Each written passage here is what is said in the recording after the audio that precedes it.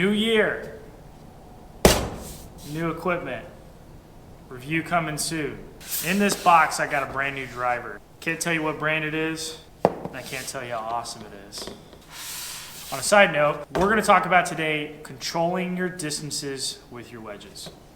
I'm gonna walk you through all the different things you're gonna need to know and do to control your distances with your wedges. Let's do this.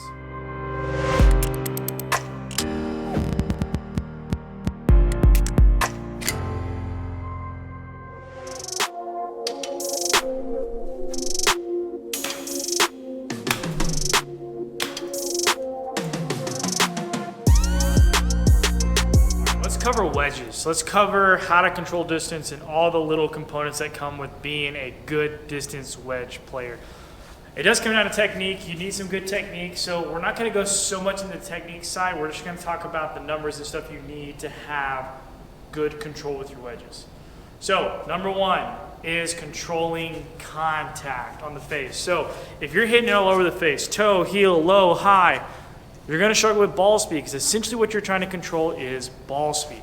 If you can't control ball speed, you're going to have a hard time hitting your distances. If your ball speeds are jumping up and down 3 to 5 miles an hour between each swing, 2 to 3 mile an hour, you're going to be pretty close. Anything more than 3 miles an hour on ball speed change per shot. So if you're trying to hit 60 yards, let's say you're going to try to hit 10 shots at 60 yards. If you want to continually hit it on that number, 60 yards, you're going to have the ball speed within really 2 miles an hour is really the good range to stay within 3 yards on short or long. Anything more than 2 miles an hour, you're going to start to see a bigger gap, and especially if you're struggling with distance control in general. Okay, so I'm going to hit a couple here. My goal is going to be 60 yards. Now, in my experience, the correct ball speed for 60 yards, everybody's a little bit different. There's some variables. We're going to talk about that. Is 57 miles an hour, 57, 58 miles an hour. So let's see if I can do that. It's going to be the top right number, and I'm going to try to hit it 60 yards. So it's 52, so that's going to be short. So they only carried 51. Let's try again. Let's hit better. 57.9, 59.2 carry. All right?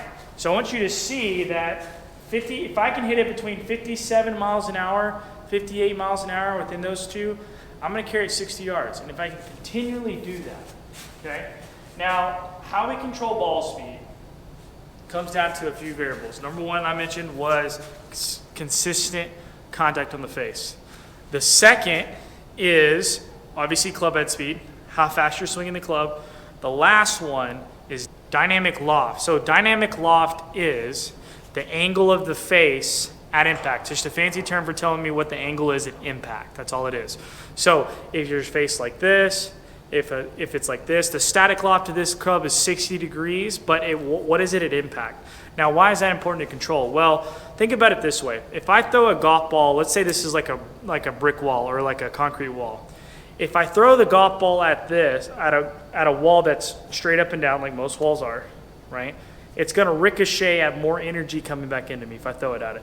If I throw it at an angled wall, not only is it not going to come necessarily right back at me, but it's going to be more of a descending blow. So the energy that's coming into it won't get the same energy coming back because of the descending blow. Again, if you add more loft. So my point is, if you're adding a bunch of loft through impact, I see this a lot. People scoop the ball. They get in here and they go, just scoop the crap out of it all the time. They're flipping it through the impact zone, and they're adding all this loft. They're hitting it super high. PGA Tour players don't hit it high.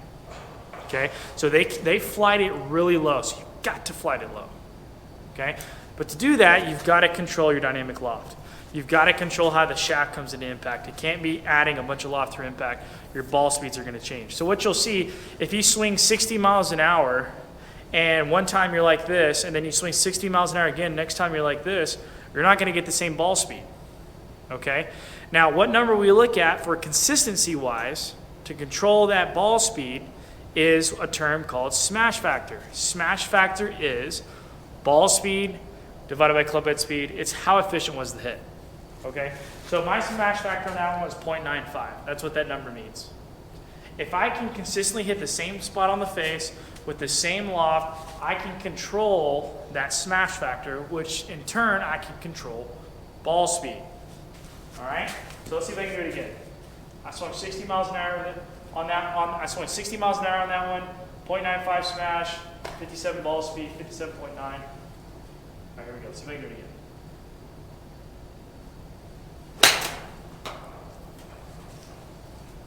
.58, okay, swung a little bit faster. You can see that was perfectly on the number, 60.9 yards, right?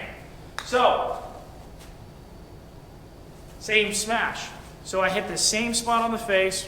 If not, it was really close. Same dynamic loft. What was my dynamic loft? I actually don't know what it was in the last one. So but my dynamic loft changed by 3 degrees, okay? Not terrible. Really, my tolerance is gonna be closer to 2 degrees. 3 degrees is not terrible, but I'll see people change it as much as 5 to 7 degrees, okay? Can't be changing it that much. Your trajectories are gonna be off, and obviously your ball speeds are gonna be off.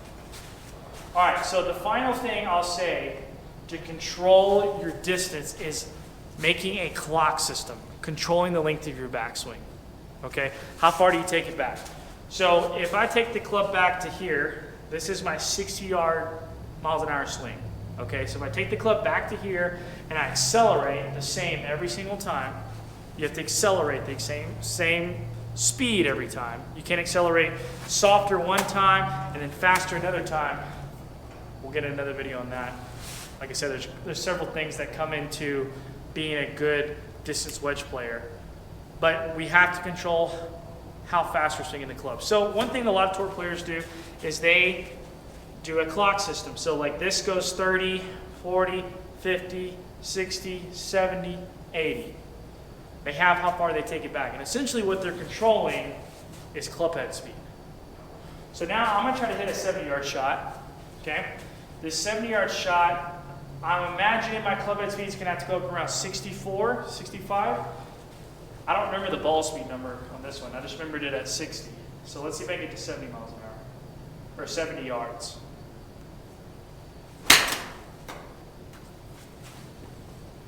Okay, jumped up to 65. Now here's the thing, I didn't get the carry. Why didn't I get the carry? Look at my ball speed and look at my smash factor. It's down. I increased my club head speed, but my contact was worse, right? So, there it goes. You have to have consistent contact. Let's try that again. Still a little bit toed. See, my smash is down. My club head speed's up, but my smash is down. Let me get that smash fix right here. I got it right here. That was better. Okay, yeah, so look at my smash on that one. So that one was probably my best smash. I controlled my loft better. I de-lofted it, but I got a bigger smash than I've ever had before because I de-lofted the club through impact. So I swung 5 mile an hour faster, but then I got a better hit off it because I de-lofted the club, and that jumped up almost a 79 carry, almost 80-yard carry. So let me try that again. I'm trying to get 70 here. So I'm going to make sure to de-loft the club. That felt pretty good. Okay, 65 ball speed, there you go. So around 64 ball speed, we'll probably go 70 yards. So 66 miles an hour, 0.98 smash. I hope you saw that smash change right there. That smash controls how far it goes. And what smash is controlled by, I'll go back, is by impact location and dynamic loft. That's what changes the efficiency of that number, because it's an efficiency number. How efficient was the hit? Dynamic loft, this way, and contact. And then the rest of it's just coming down to controlling my club head speed and making sure I accelerate the same way every single time. I hope you learned a lot about how to control wedges. We'll do another video on that. If there's something more specific you want me to talk about, please leave me a comment below. Also, please subscribe. I'm posting videos every week. I want you to tell me what you want to see from me. I will do it. Also, make sure to hit that notification bell and give me a thumbs up so everybody else can see this. If you don't give me a thumbs up, can't get this out to everybody. So give me a thumbs up, subscribe, hit the notification bell every time I post a video. Peace.